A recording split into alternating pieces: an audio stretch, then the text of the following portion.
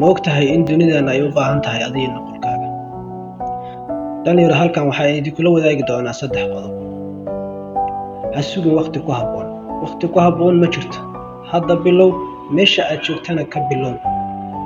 Guusha aad rabtaa ma imaanayso adigoo fadhiya. Cabsidu waa dhalanteed. Cabsida keliya ee jirta waa tan maskaxda.